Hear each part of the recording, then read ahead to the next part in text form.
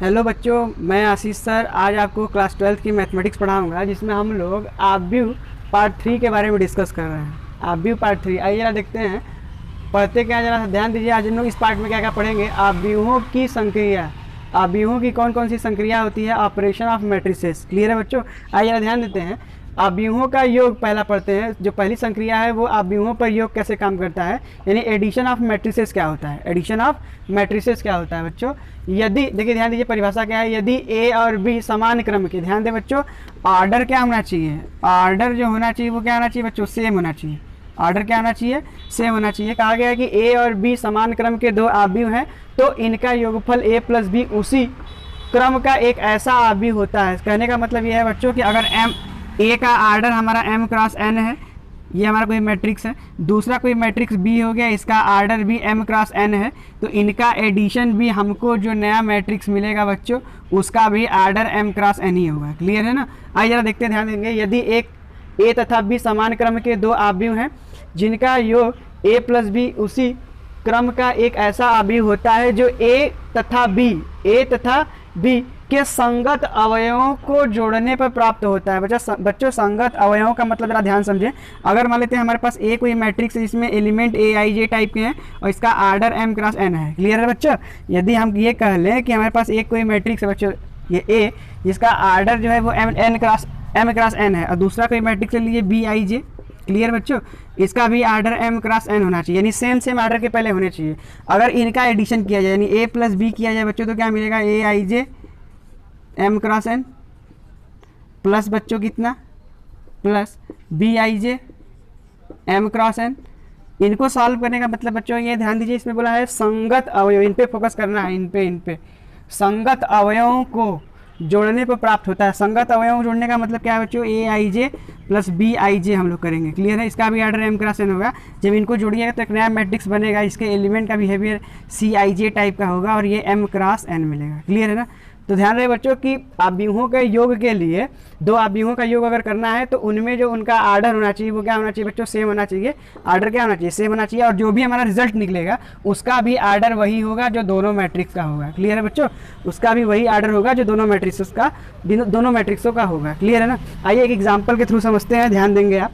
आइए एग्जाम्पल देखते हैं। एग्जाम्पल देखिए, आइए देखिए एग्जाम्पल बच्चों देखते हैं, जरा ध्यान देंगे। Example, clear. एग्जाम्पल ए कोई मैट्रिक्स अगर है बच्चों, ध्यान दें क्या कि मान लेते हैं 2 4 -1 7 है। क्लियर है। जिसका आर्डर भी 2 क्रॉस 2 है सर। दूसरा कोई मैट्रिक्स बच्चों ले लेते हैं, मान लेते हैं 2 7 9 और 3 हो गया बच्चों, इसका भी आर्डर 2 क्रॉस 2 है। अगर इनका एडिशन करना नहीं, ए प्लस बी हमको फाइंड करना है, तो ए प्लस बी अगर बच्चों फाइंड करना है तो इस केस में ज़रा ध्यान दें कि पहले ए को लिखते हैं तो 2 4 -1 7 बच्चों, प्लस फिर इसके बाद ज़रा ध्यान दें बच्चों ये कितना हो जाएगा, 2 7 9 और फिर से क्या 3। करेस्पॉन्डिंग एलिमेंट्स ऐड होते हैं बच्चों, संगत अवयव जुड़ते हैं। तो 2 किसके साथ जुड़ेगा, 2 के साथ, यानी 2 + 2 लिखेंगे। फिर 4 किसके साथ बच्चों, 7 के साथ, तो 4 + 7 लिखेंगे। अगला -1 + 7 लिखेंगे बच्चों, फिर कितना हो जाएगा, सॉरी -1 + 9 होगा बच्चों, -1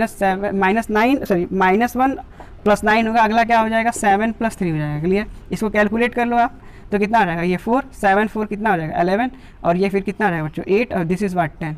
तो ये हमारा निकल के आ गया a प्लस बी। क्या निकल के आ गया बच्चों, a प्लस बी निकल के आ गया। क्लियर है। दो आव्यूहों का योग इसी तरीके से करते हैं, संगत अवयवों को बच्चों जोड़ देते हैं। संगत अवयव को क्या करते हैं, जोड़ देते हैं। तो ऐसे आप कितने भी आर्डर का हो, लेकिन आप ध्यान देंगे कि दोनों का क्या होना चाहिए, आर्डर सेम होना चाहिए बच्चों। आर्डर क्या होना चाहिए, सेम होना चाहिए। अगर आर्डर सेम होगा तभी एडिशन पॉसिबल है, वरना एडिशन पॉसिबल नहीं है। क्लियर है। आइए आगे बढ़ते हैं।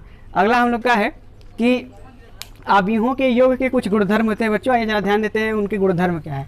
आइए जरा ध्यान देंगे, ठीक है। आइए ध्यान देते हैं। अगला हम लोग का आर्टिकल है आव्यूहों के योग के गुणधर्म, योग के गुणधर्म। क्लियर है बच्चों, योग के गुणधर्म, ठीक है। आव्यूहों के योग के गुणधर्म, क्लियर। अब जरा ध्यान, इसमें पहली प्रॉपर्टी है, पहला प्रॉपर्टी है क्रम विनिमय का नियम। क्रम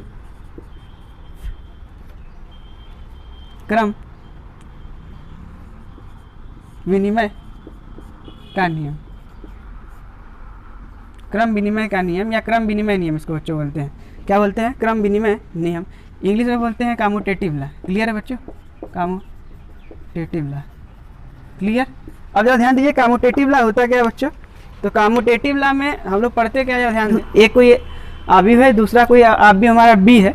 तो अगर ए प्लस बी है तो ये बच्चों इसका डाटा जो होगा वो बी प्लस ए के क्या होगा, इक्वल होगा। क्लियर है ना। अगर हमारे पास ए कोई मैट्रिक्स है एम क्रॉस एन आर्डर का, बी कोई मैट्रिक्स है एम क्रॉस एन आर्डर का, उनको ऐड करें और उसी आर्डर का मैट्रिक्स हमारा बी है और फिर ए है, अगर उनको ऐड करें तो बच्चों दोनों का वैल्यू क्या होगा, सेम होगा। क्लियर है ना। उसको ध्यान रखेंगे, ये कम्यूटेटिव लॉ को होल्ड करता है। ठीक। एग्जाम्पल के थ्रू आप देख सकते हैं, कोई सा भी 2x2 आर्डर का मैट्रिक्स ले लीजिए, ए और बी, और दोनों को ऐड करिए, एक बार ए प्लस बी फाइंड करिए, एक बार बी प्लस ए फाइंड करिए, ओवरऑल देखेंगे दोनों की वैल्यू क्या होगी, सेम होगी। क्लियर। आइए बच्चों सेकंड देखते हैं। सेकंड हम लोग का है साहचर्य नियम, जिसको बोलते हैं एसोसिएटिव लॉ। ज़रा ध्यान दीजिए, इसमें ए बी सी हमारे सेम आर्डर के 3 मैट्रिक्स हैं। क्लियर है ना। तो ए प्लस बी आप कर लो और प्लस बी प्लस सी कर लो, ये जो डाटा है वो इक्वल किसके होगा, बी प्लस सी कर लो फिर ए कर लो, दोनों ही केस में देखा जाए तो दोनों का डाटा सेम होगा। इसी को हम लोग बोलते हैं बच्चों क्या, एसोसिएटिव लॉ। क्या बोलते हैं, एसोसिएटिव लॉ। क्लियर है। एसोसिएटिव लॉ यानी जो एडिशन होता है वो एडिशन ऑफ मैट्रिसेस जो होता है वो एडिशन का एसोसिएटिव लॉ को होल्ड करता है। एसोसिएटिव लॉ को क्या करता है, होल्ड करता है। क्लियर है ना बच्चों। ध्यान बस इतना देना है कि इसमें जो आर्डर है वो सेम होना चाहिए। क्लियर है ना। आइए आगे बढ़ते हैं। आइए बच्चों थर्ड प्रॉपर्टी डिस्कस करते हैं, योज्य तत्समक। इसको बोलते हैं एडिटिव आइडेंटिटी। अब ज़रा ध्यान दें बच्चों, एडिटिव आइडेंटिटी का मतलब क्या होता है। सीधा सा बात हम लोग पढ़ते आ रहे हैं कि अगर 5 में क्या ऐड कर दिया जाए, जैसे इसकी आइडेंटिटी चेंज ना होता, आपको सर 0 ऐड कर दो, तो 0 जो ऐड करने पे फिर से क्या मिलेगा, 5 मिल गया। तो क्या इसकी आइडेंटिटी में कोई चेंजमेंट हुआ, नहीं चेंजमेंट हुआ। इसका मतलब क्या है कि 0 इस 5 के लिए एडिटिव आइडेंटिटी यानी योज्य तत्समक का कार्य कर रहा है। लेकिन आव्यूह के केस में क्या होता है बच्चों, आव्यूह के केस में ध्यान दें, आव्यूह के केस में होता क्या है, आव्यूह के केस में ये होता है कि अगर कोई आव्यूह ए है, जो भी हमारा जितने भी आर्डर का, हमारा ये 2x2 आर्डर का है, तो इसमें इसका एडिटिव आइडेंटिटी क्या होगा, तो आप कहोगे नल मैट्रिक्स होगा। क्या होगा बच्चों, ये 0 नहीं, इसको क्या बोलते हैं, नल मैट्रिक्स। क्या बोलेंगे, नल मैट्रिक्स। क्लियर है बच्चों। अब ध्यान दें, जितने आर्डर का ये होगा उतने ही आर्डर का नल मैट्रिक्स होगा। तो ये हमारा O2 होगा, कितने आर्डर का नल मैट्रिक्स, तो 2x2 आर्डर के लिए 0 0 0, ये हमारा इस तरीके हुआ। ये ध्यान रखिए बच्चों। तो योज्य तत्समक अगर आव्यूह के केस में बोला जाए तो योज्य तत्समक क्या होता है, तो हम बोलेंगे नल मैट्रिक्स होता है। क्या होता है, नल मैट्रिक्स। ये हमारा क्या है बच्चों, बोलेंगे नल मैट्रिक्स। क्लियर है ना। यानी योज्य तत्समक कहा जाए, किसी भी आव्यूह का योज्य तत्समक क्या होगा, तो नल मैट्रिक्स होगा। यानी A plus null matrix is equal to A होगा, इज इक्वल टू, अगर ऐसे हो जाए कि ये तो किधर से ऑपरेट हुआ बच्चों, ये राइट से ऑपरेट हुआ, अगर लेफ्ट से ऑपरेट हो तो भी हमको क्या मिलेगा, ए मिलेगा। अगला देखते हैं प्रॉपर्टी नंबर 4, योज्य प्रतिलोम। योज्य प्रतिलोम का मतलब बच्चों होता है, योज्य प्रतिलोम का मतलब होता है एडिटिव इनवर्स। क्या बोलते हैं इसको, एडिटिव इनवर्स। अब जरा ध्यान दें, एडिटिव इनवर्स का मतलब क्या होता है, किसी भी नंबर में क्या ऐड कर दे कि वो 0 बन जाए। क्लियर है। तो आपको अगर सर ये माइनस लगा दो, आगे जो नंबर है वो किस पे भेज देगा, आपको एडिटिव इनवर्स पे भेज देगा। क्लियर है ना, एडिटिव इनवर्स पे भेज देगा। क्लियर। तो अब जरा ध्यान दें कि अगर हमसे पूछा जाए कि आव्यूह के केस में क्या होगा, यानी मैट्रिक्स के केस में उसका योज्य व्युत्क्रम क्या होता है बच्चों। अगर मान लेते हैं ये हमारा कोई मैट्रिक्स है बच्चों, ध्यान दें, AIJ हमारे पास कोई मैट्रिक्स है n क्रॉस n आर्डर का। क्लियर है ना, n क्रॉस n आर्डर का मान लीजिए हमारे पास कोई मैट्रिक्स है, तो इसका योज्य व्युत्क्रम क्या होगा, तो -a होगा बच्चों। वो कैसा होगा, तो -AIJ टाइप का होगा, और ये भी n क्रॉस n होगा। क्लियर है ना। तो इस वाले मैट्रिक्स के लिए ये माइनस मैट्रिक्स A यानी -a योज्य व्युत्क्रम का काम करेगा। योज्य व्युत्क्रम का मतलब जो इसको कहाँ भेज दे बच्चों, नल मैट्रिक्स में। ये क्या है, ये हमारा नल मैट्रिक्स है। क्या है, नल मैट्रिक्स। क्लियर है ना, नल मैट्रिक्स। योज्य व्युत्क्रम का मतलब क्या होता है, मैट्रिक्स हो लेकिन ऐसा मैट्रिक्स जिनको, मतलब किसी भी मैट्रिक्स अगर नल मैट्रिक्स बनाना है बच्चों, तो ध्यान रखेंगे कि ऐसा मैट्रिक्स हो जो उसको कहाँ भेज दे, नल मैट्रिक्स में भेज दे। तो हम बोलेंगे इस मैट्रिक्स का योज्य प्रतिलोम क्या होगा, तो आप बोलोगे ये वाला मैट्रिक्स होगा। क्लियर है ना। आगे बढ़ते हैं बच्चों। तो नंबर की प्रॉपर्टी क्या है, निरसन नियम। क्लियर है बच्चों, जिसको बोलते हैं बच्चों cancellation law, cancellation law. Clear है ना, कैंसिलेशन लॉ बोलते हैं बच्चों।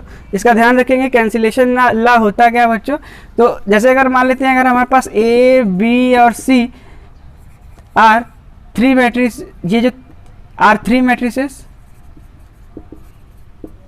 क्लियर है ना, A, B, C are 3 matrices of same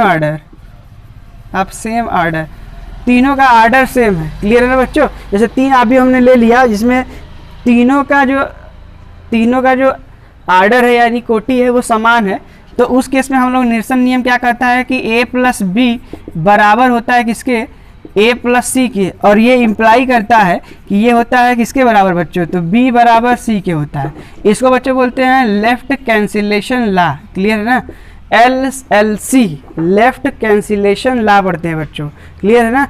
और दूसरा इसमें क्या होता है, दूसरा ये होता है कि b प्लस ए बराबर c प्लस ए, क्लियर है ना। तो ये इम्प्लाई करता है कि b बराबर क्या, c, तो इसको बोलते हैं राइट कैंसिलेशन लॉ यानी RCL, क्लियर है ना, राइट कैंसिलेशन लॉ, क्लियर बच्चों, ध्यान देंगे। देखिए इसमें इसको हम लोग लेफ्ट कैंसिलेशन लॉ इसलिए बोलते हैं कि a जो है वो इन दोनों मैट्रिसेस के लेफ्ट में है, क्लियर है ना, तो इसलिए इसको बोलते हैं लेफ्ट से कैंसिल नहीं, लेफ्ट कैंसिलेशन लॉ। और इसको राइट कैंसिलेशन लॉ इसलिए बोलते हैं क्योंकि राइट में है, क्लियर है ना, राइट में है, ठीक है। तो राइट से कैंसिल होगा इसलिए इसको बोलते हैं राइट कैंसिलेशन लॉ। दोनों ही केस में b बराबर क्या आ रहा है, c, तो ये एक लास्ट प्रॉपर्टी थी, क्लियर है ना बच्चों, ध्यान देंगे। ठीक, अब अगला हम लोग का संक्रिया है कि आव्यूहों का योग न हो करके हम लोग क्या पढ़ेंगे, अंतर, क्या पढ़ेंगे, अंतर, क्लियर है ना। तो यहाँ पे हम लोग लिखेंगे सब्ट्रैक्शन ऑफ मैट्रिसेस, क्या बोल देंगे, सब्ट्रैक्शन ऑफ मैट्रिसेस। डिफिनीशन बच्चों सेम है, यदि a तथा b समान क्रम के दो आव्यूह हैं तो इनके अंतर क्या बोलेंगे बच्चों, इनके अंतर यानी a माइनस बी उसी क्रम का ऐसा आव्यूह होता है जो a तथा b के संगत अवयवों को जोड़ने, नहीं बच्चों यहाँ संगत अवयवों को घटाने लिखिएगा, घटाने पर प्राप्त होता है, संगत अवयवों को जोड़ने नहीं, संगत अवयवों को घटाने पर प्राप्त होता है। आइए जरा एग्जाम्पल देखते हैं बच्चों, ज़रा ध्यान दें आप, एग्जाम्पल से समझ में आ जाएगा बेसिक क्या है।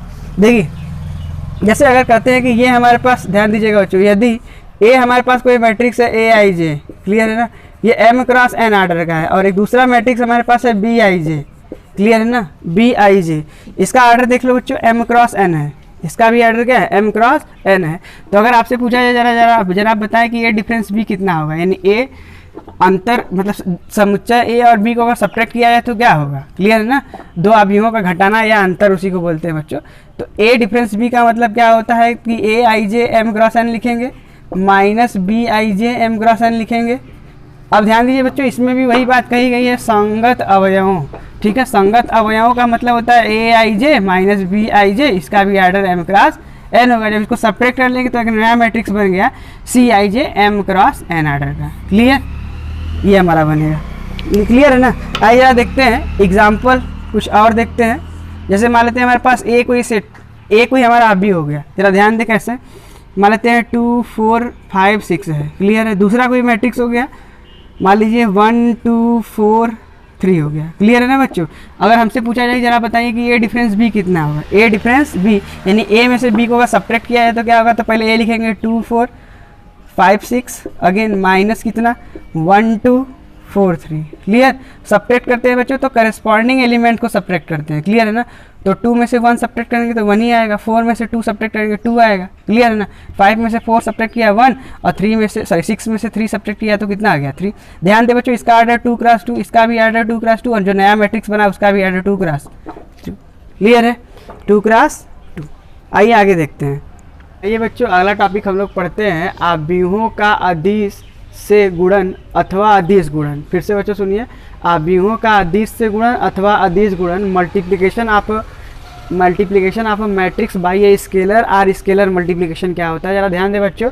यदि a एक आव्यूह तथा k एक अदिश संख्या है, a एक आव्यूह तथा k एक अदिश संख्या है, तो इनका गुणनफल ka से प्रदर्शित किया जाता है, ठीक है, कामा जो a के प्रत्येक अवयव में k की गुणा करने पर, a के प्रत्येक अवयव में k की गुणा करने पर प्राप्त होता है। बच्चों जरा ध्यान दें, जैसे यदि a कोई हमारे पास, ये हमारे पास एक अवयव हो गया, सॉरी एक आव्यूह हो गया जिसका आर्डर जो है m क्रॉस n है, ठीक है, और k हमारा कोई स्केलर हो गया, जैसे 2 4 10 50 इस तरीके से, माइनस में भी कोई डाटा हो सकता है, एनीथिंग। तो k इंटू a अगर करा जाए तो ये k इंटू मैट्रिक्स हम लोग जो माने उसको लिख देते हैं, फिर उसके बाद इस k का मल्टीप्लिकेशन इस मैट्रिक्स के हर एक एलिमेंट के साथ होगा, क्लियर है ना। जैसे एग्जाम्पल के साथ एग्जाम्पल देखें बच्चों, जैसे अगर हमारे पास a कोई मैट्रिक्स है, क्लियर है ना, 5214, क्लियर है। अगर मैं इसमें 3 से मल्टीप्लाई कर दूँ, किसी स्केलर 3 से मल्टीप्लाई कर दूँ, तो ईच एंड एवरी एलिमेंट में 3 से मल्टीप्लाई होगा ए के, क्लियर है ना। तो ये कितना हो जाएगा, 3 5 25, सॉरी 3 5 5 15, 3 2 6 हो जाएगा, ठीक है बच्चों। 3 1 3 और 3 4 कितना हो जाएगा बच्चों, 12, क्लियर है ना। तो ये हमारा आंसर होगा, क्लियर है। यानी किसी भी मैट्रिक्स में अगर किसी भी स्केलर का मल्टीप्लिकेशन करते हैं तो स्केलर का multiplication each and every element में होता है, क्लियर है ना। आगे जरा देखते हैं, ध्यान दें। अगला है क्या, अदिश गुणन के गुणधर्म, ठीक है, अदिश गुणन के गुणधर्म। अब जरा ध्यान दें बच्चों कि यहाँ पे हमारे पास कोई एक स्केलर है और एक मैट्रिक्स हमारे पास ए है, दूसरा मैट्रिक्स बी है, सेम आर्डर के हैं। अगर ये दो मैट्रिक्स का एडिशन हो रहा है और एक स्केलर इसके साथ मल्टीप्लिकेशन में हो, ठीक है, तो ये स्केलर काम कैसे करता है, तो एक बार स्केलर इस ए वाले मैट्रिक्स के साथ अप्लाई होगा, फिर बी वाले मैट्रिक्स के साथ अप्लीकेबल होगा, मल्टीप्लाई होगा, फिर इन दोनों का एडिशन किया जाए तो इस तरीके से ये ओपन होगा। सेकेंड प्रॉपर्टी देखें कि हमारे पास एक स्केलर है और एल भी हमारे पास इस बार बच्चों एक स्केलर है, क्लियर है ना, कि ए स्केलर है और एल भी स्केलर है। तो अगर दो स्केलर का एडिशन किया जाए तो भी एक स्केलर होगा, या नहीं पता है ये भी डिफरेंट स्केलर ये भी डिफरेंट स्केलर है, एडिशन पॉसिबल नहीं, तो क्या होगा, ए एक बार के पे के से मल्टीप्लिकेशन होगा ए का, यानी ओवरऑल करने का मतलब इस स्केलर का पहले ए में ए मैट्रिक्स में इस के का मल्टीप्लिकेशन होना, प्लस फिर इस स्केलर एल का मल्टीप्लिकेशन ए में होगा, फिर दोनों को ऐड कर देंगे, जो डाटा आएगा वो मेरा हम लोग का आंसर होगा, क्लियर है। अब ध्यान दीजिए, दो स्केलर आपस में मल्टीप्लिकेशन के फॉर्म में है और एक ये क्या है, मैट्रिक्स है। अब जरा ध्यान दीजिए कि हो सकता है कि के बाहर हो जाए स्केलर, एल ऑपरेट हो जाए किसके साथ, ए के साथ, या ऐसा हो सकता है कि एल हमारा स्केलर बाहर हो जाए, के स्केलर ए के साथ मल्टीप्लिकेशन हो जाए, तो ये भी एक प्रॉपर्टी है, क्लियर है ना। ध्यान देंगे ये अदिश गुणन के गुणधर्म है। अगला देखिए बच्चों, ये हमारे पास कोई स्केलर था के, इसमें माइनस से मल्टीप्लाई कर दिया, क्लियर है ना। अब जरा ध्यान देंगे किसी मैट्रिक्स से मगर मल्टीप्लाई हो रहा है तो या तो आप ऐसे कर लो कि के का डायरेक्ट मल्टीप्लाई कर लो ए से, क्लियर है ना, के का डायरेक्ट मल्टीप्लाई कर ले ए से और माइनस बाहर लगा दे और ये इक्वल हो जाएगा, या इस तरीके से कर लें, के को बाहर कर लें, माइनस का मल्टीप्लिकेशन ए में कर लें, क्लियर है ना, तो भी ये आपस में क्या होंगे, इक्वल होंगे, क्लियर है ना। तो ये हमारा रहा क्या, अदिश के गुणन, ठीक है, अदिश के गुणन के गुणधर्म रहा। अब हम लोग अगला देखते हैं कि दो अवयवों का गुणनफल कैसे होता है, क्लियर है ना। आइए देखते हैं दो अवयवों का गुणनफल कैसे करते हैं, क्लियर है बच्चों। चलिए जो नेक्स्ट टॉपिक पढ़ते हैं हम लोग, अवयवों के गुणनफल यानी मैट्रिक्स मल्टीप्लिकेशन ऑफ मैट्रिसेस। जरा ध्यान दें बच्चों, दो अवयवों का गुणनफल कब संभव है, जरा ध्यान दें। दो अवयवों का, पहले तो एडिशन की बात करते थे हम लोग, एडिशन में जरा ध्यान दें, पहले एडिशन में हम लोग बात किए थे कि दोनों को आर्डर सेम होना चाहिए तो ऐड कर सकते हैं। सब्ट्रैक्शन में भी क्या हुआ, दोनों का आर्डर सेम होना चाहिए तो सब्ट्रैक्ट कर सकते हैं करस्पॉन्डिंग एलिमेंट्स को, ठीक है। अब जरा ध्यान दें बच्चों, मल्टीप्लिकेशन कैसे करते हैं, तो जरा ध्यान दें, अगर एक मैट्रिक्स हमारा ए है, दूसरा मैट्रिक्स अगर बी है, तो कब करेंगे इन दोनों का मल्टीप्लिकेशन। तो ध्यान दें बच्चों कि पहले वाले मैट्रिक्स का हम लोग कॉलम, ध्यान दें बच्चों, पहले वाले मैट्रिक्स का कॉलम दूसरे वाले मैट्रिक्स के रो के अगर इक्वल है तो दोनों मैट्रिक्स का मल्टीप्लिकेशन पॉसिबल है। आइए जरा ध्यान देते हैं, जरा ध्यान दें बच्चों कि अगर एक हमारे पास मैट्रिक्स है, यदि ए कोई हमारे पास मैट्रिक्स है, ले लीजिए ए आई जे, क्लियर है ना, ये m क्रॉस n है, clear, m cross n order का है, और एक दूसरा मैट्रिक्स है तथा b कोई दूसरा मैट्रिक्स है बच्चों, b आई जे, क्लियर है ना, ये भी ये जो जिसका आर्डर है p क्रॉस r, क्लियर है ना बच्चों, p क्रॉस r। तो कब कहेंगे, तो a इंटू बी पॉसिबल कब है, ठीक है, कंडीशन बच्चों है, condition a into be possible तभी है बच्चों जब m इज इक्वल टू, जरा ध्यान दें, ठीक है, या ऐसे कर सकते हैं कि number of row, sorry number of column, number of column of matrix, matrix A, number of column, number of column of matrix A is equal to बच्चों हो जाए नंबर ऑफ किसके, row of matrix B, of matrix B. मतलब क्या हुआ बच्चों कि अगर हमारे n की वैल्यू, n की जो वैल्यू, ये n की वैल्यू जो है वो p के इक्वल हो जाए, n इज इक्वल टू क्या हो जाए p, तो हम कहेंगे कि a और b का मल्टीप्लिकेशन पॉसिबल है, क्लियर है। एग्जांपल के लिए जरा ध्यान समझें कि अगर हमारा ये 2 क्रॉस 3 कोई मैट्रिक्स है, एक मैट्रिक्स ये हमारा हो गया, क्लियर है ना, एक मैट्रिक्स हमारा ये हो गया 2 क्रॉस 3 आर्डर का, क्लियर, ये हमारा एक मैट्रिक्स हो गया, ये हमारा एक मैट्रिक्स हो गया, इसका आर्डर 2 क्रॉस 3 है, और एक कोई दूसरा मैट्रिक्स हो गया b, क्लियर, और इसका जो आर्डर है वो 3 क्रॉस 1 है, क्लियर, 3 क्रॉस 1 है। तो क्या मल्टीप्लिकेशन पॉसिबल है, तो बोलेंगे बिल्कुल मल्टीप्लिकेशन पॉसिबल है, बिकॉज देखिए फर्स्ट वाले मैट्रिक्स का जो कॉलम है, क्लियर है ना, सेकेंड वाले मैट्रिक्स के रो के इक्वल है, यानी 3 इज इक्वल टू 3 है, तो ये हमारा मैट्रिक्स पॉसिबल। अब जरा ध्यान देने की जरूरत है बच्चों, ये तो कंडीशन हो गया कि चलो अच्छा मल्टीप्लिकेशन पॉसिबल होने का कंडीशन क्या है कि पहले वाले मैट्रिक्स का जो कॉलम है दूसरे वाले मैट्रिक्स के रो के इक्वल हो जाए तो हम लोग मल्टीप्लिकेशन पॉसिबल है। तो जो नया, जैसे अगर मैं कहूँ इनका मल्टीप्लिकेशन किया हम लोगों ने, क्लियर है, तो एक नया मैट्रिक्स बन गया, मान लेते हैं उस मैट्रिक्स का नाम हम लोग दे रहे हैं सी, क्लियर है ना। अब जरा ध्यान दीजिए कि ये जो नया मैट्रिक्स बनेगा इनका ऑर्डर क्या होगा, तो ये एक दूसरे को नेग्लेक्ट कर देंगे, क्लियर है ना। तो नए वाले मैट्रिक्स का ऑर्डर कितना होगा, तो लिखेंगे m, यहाँ m बचा है बच्चों m इंटू ये कितना बचा है m क्रॉस, इसको बोलेंगे r, तो m क्रॉस r ऑर्डर का मैट्रिक्स बचेगा। सिमिलरली अगर यहाँ की बात करते हैं हम लोग यहाँ की, तो अगर हमारे पास एक मैट्रिक्स है जिसका ऑर्डर है 2 क्रॉस 3 और दूसरा मैट्रिक्स है 3 क्रॉस 1 ऑर्डर है इसका, तो अगर इनका मल्टीप्लिकेशन किया जाए तो एक नया मैट्रिक्स जो बनेगा हमारा C, उसका ऑर्डर कितना होगा, तो बच्चों तो लिखेंगे 2 क्रॉस, ये दोनों एक दूसरे से नेग्लेक्ट कर देंगे तो 2 क्रॉस कितना हो जाएगा, 1 हो जाएगा, क्लियर है ना। तो फिलहाल ये कंडीशन है बच्चों, ध्यान रखेंगे किसी भी मैट्रिक्स के मल्टीप्लिकेशन होने के लिए पहले वाले मैट्रिक्स का कॉलम जो है वो दूसरे वाले मैट्रिक्स के अगर रो के इक्वल हो जाता है तो हम लोग बोलेंगे कि जो भी पहला वाला मैट्रिक्स है दूसरा वाला मैट्रिक्स उनका मल्टीप्लिकेशन पॉसिबल है, क्लियर है ना। और ज़्यादा ध्यान दें कि जो नया मैट्रिक्स बनेगा वो उसका ऑर्डर कितना होगा, तो पुराने वाले मैट्रिक्स यानी सॉरी पहले वाले मैट्रिक्स जो होगा, पहले वाले मैट्रिक्स का जो ये रो है और दूसरे वाले मैट्रिक्स का जो कॉलम है उनके क्रॉस के बराबर होगा, क्लियर है ना, इसका ध्यान रखेंगे, क्लियर। आइए देखते हैं कि जनरल फॉर्म में हम लोग मल्टीप्लिकेशन कैसे करते हैं, क्लियर है। आइए जरा ध्यान देंगे बच्चों, आइए देखते हैं, क्लियर।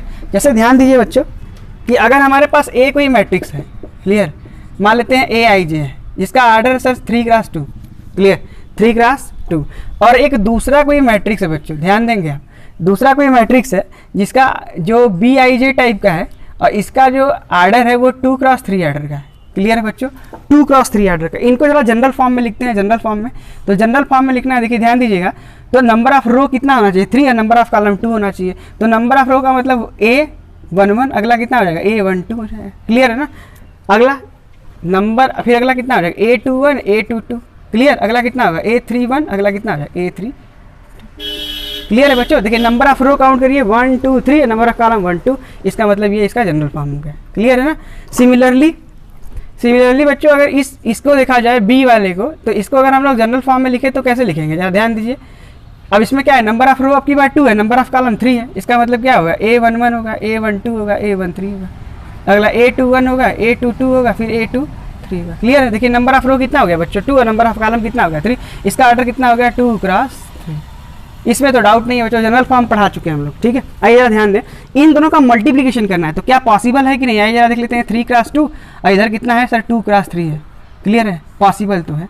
और नया मैट्रिक्स बनेगा कितने ऑर्डर का होगा, तो बोलेंगे सर 3 क्रॉस 3 ऑर्डर का, क्लियर है ना। आइए मल्टीप्लिकेशन करते हैं, जैसे कैसे करते हैं बच्चों, जरा ध्यान देंगे आप। तो ये हमारा हो गया A11 A12, अगला A21 A22, अगला हो गया A31, अगला हो गया बच्चों A32, क्लियर। ये हम एक्चुअली निकाल के आ रहे हैं A इंटू बी, क्लियर है ना, मल्टीप्लिकेशन सिखा रहे हैं कैसे होगा। और इनको देख लेते हैं, ये हो जाएगा A11 A12 A13, अगला A21 A22, क्लियर है ना, A22 और A23, क्लियर है बच्चों। अब ध्यान दीजिए मल्टीप्लिकेशन कैसे करते हैं, तो करस्पॉन्डिंग रो पकड़ते हैं और इधर से करस्पॉन्डिंग कॉलम पकड़ते हैं। जरा ध्यान दीजिए, इसमें का रो पकड़ते हैं करस्पॉन्डिंग रो, इससे करस्पॉन्डिंग कॉलम चलते हैं। जरा ध्यान दीजिए मल्टीप्लिकेशन, आइए देखते हैं मल्टीप्लिकेशन कैसे करते हैं, जरा ध्यान देंगे। करस्पॉन्डिंग करते हैं यानी A11 इंटू B11 प्लस फिर किसके साथ A12 इंटू B21 प्लस, अगला बच्चों देखिए ये तो फर्स्ट रो का फर्स्ट कॉलम के साथ हो गया, फर्स्ट रो का सेकेंड कॉलम के साथ, फिर क्या मिलेगा A11 into B12 plus A12 into B22, फिर लास्ट कितना होगा बच्चों A11 into B13 plus A12, इस तरीके से अगला कितना हो जाएगा इंटू B23, क्लियर है बच्चों, B23, क्लियर, ध्यान देंगे इसको। सिमिलरली अब तो ये क्या हो गया, देखिए ध्यान देंगे, इधर से एक रो उठाएंगे करस्पॉन्डिंग कॉलम के साथ, कॉलम के हर एक एलिमेंट के साथ मल्टीप्लाई करके ऐड करके लिख देंगे, क्लियर है ना। अब क्या करेंगे, सेकेंड रो को उठाएंगे फर्स्ट कॉलम के साथ ऑपरेट करेंगे, क्लियर है ना, फर्स्ट कॉलम के साथ ऑपरेट करेंगे। यही करते जरा ध्यान देंगे, क्या मिलेगा A21, क्लियर है बच्चों, A21 का मल्टीप्लिकेशन किसके साथ, तो B11 के साथ, प्लस फिर अगला देखिए A22 किसके साथ मल्टीप्लाई होगा, तो हो जाएगा B21 के साथ। क्लियर बच्चों? आगे ज़रा ध्यान दीजिए, इसका इसके साथ तो कितना मिलेगा, A21 into B12 plus A22 into what B22। Clear है ना? और लास्ट वाला देखिए, इसका लास्ट वाले कॉलम के साथ ऑपरेट कराएंगे तो क्या मिलेगा, A21 इंटू B13 सॉरी हाँ B13 और प्लस कितना बच्चों, A22 इंटू कितना बच्चों, B23। क्लियर? सिमिलरली आप इधर भी देख सकते हैं, थर्ड वाले रो को उठाएंगे और बारी बारी से सब कॉलम के साथ एडजस्ट कर देंगे। तो ज़रा ध्यान देंगे बच्चों, देखिए ये पूरा एक नंबर बन गया, ये दूसरा नंबर बना, ये तीसरा नंबर बना। सिमिलरली इस तरीके से यहाँ भी एक नंबर बनेगा, एक एलिमेंट आएगा, फिर दूसरा एलिमेंट आएगा यहाँ से। क्लियर है? दूसरा एलिमेंट यहाँ से आएगा बच्चों, फिर ये तीसरा एलिमेंट हो जाएगा। इस तरीके से अगर देखें आप तो ध्यान देने में पता चल रहा है कि हर एक रो में 3 एलिमेंट है, तो 3 रो है बच्चों, तो आंसर कितना होगा, 3x3 आर्डर का मैट्रिक्स बनेगा। तो करेस्पॉन्डिंग एलिमेंट के साथ इस तरीके से मल्टीप्लाई करते हैं। क्लियर है ना? तो ये मल्टीप्लिकेशन का रूल हो गया। और ध्यान देने की जरूरत है कि मल्टीप्लिकेशन तभी पॉसिबल है बच्चों जब पहले वाले मैट्रिक्स का कॉलम और दूसरे वाले मैट्रिक्स का रो आपस में क्या हो, इक्वल हो। क्लियर है ना? आइए एक एग्जाम्पल देखते हैं हम लोग, छोटा सा एग्जाम्पल ले लेते हैं। 2x2 आर्डर का कोई मैट्रिक्स, ज़रा ध्यान दें बच्चों, ये हमारे पास मैट्रिक्स हो गया 2 4 1 3। क्लियर? और एक दूसरा कोई मैट्रिक्स हो गया बच्चों कितना, ज़रा ध्यान दें, 1 2 1 3। क्लियर है ना? अब इनका मल्टीप्लिकेशन करना है, A इंटू B करना है। तो A को लिखिए कितना है बच्चों, 2 4 1 3। क्लियर है ना? आगे देखिए B कितना है बच्चों, 1 2 1 3। अब ज़रा ध्यान दें कैसे सॉल्व करते हैं। देखिए 2 को उठाया 1 के साथ ऑपरेट किया तो 2 1 जा 2 लिख दिया। क्लियर है ना? और 4 को उठाया 1 के साथ ऑपरेट किया तो 4 1 जा कितना होगा बच्चों, 4 ही होगा। क्लियर? ये फर्स्ट रो को उठाया फर्स्ट कॉलम के साथ कर दिया, और फर्स्ट रो को उठाया सेकंड कॉलम के साथ करेंगे तो 2 2 जा कितना हो जाएगा, 4 हो जाएगा, और 4 3 जा कितना हो जाएगा बच्चों, 12 हो जाएगा। क्लियर है ना? 4 3 जा कितना हो जाएगा, 12 हो जाएगा। आगे देखते हैं, सेकेंड रो को ले लीजिए, सेकेंड रो को उठाया तो 1 1 जा 1 हो जाएगा, प्लस कितना 3 1 जा 3 हो जाएगा। क्लियर है बच्चों? 3 1 जा कितना हो जाएगा, 3 हो जाएगा। अब इसको उठाइए, इसके साथ ऑपरेट कराइए तो कितना मिल जाएगा, 2 1 जा 2 हो जाएगा, और प्लस 3 3 जा 9 हो जाएगा। क्लियर है बच्चों? 3 3 जा कितना हो जाएगा, 9 हो जाएगा। आइए ज़रा ध्यान देते हैं कि अब इनको ऐड करने में कितना आ जाएगा, 6, और ये 12 और 4 कितना हो जाएगा, 12 और 4 बच्चों 16। आगे ज़रा ध्यान दीजिएगा, और 16 हो गया, ये 3 और 1 कितना हो गया, 4, और ये 9 और 1 9 to 11 हो गया। क्लियर है ना? 9 to 11। तो ये हमारा आंसर हो गया। और ज़रा ध्यान दें, इसका भी आर्डर 2x2 था, इसका भी आर्डर 2x2 था, तो matrix possible, sorry multiplication possible है। क्लियर है ना? मल्टीप्लिकेशन पॉसिबल है, और जो नया मैट्रिक्स बनेगा वो भी कितने आर्डर का होगा, 2x2 आर्डर का होगा। क्लियर है ना? तो आप अपने बुक का ढेर सारा सवाल लगा सकते हैं, ट्राई करिए। ठीक है? बाकी मिलते हैं हम लोग नेक्स्ट वीडियो में, तब तक के लिए थैंक यू।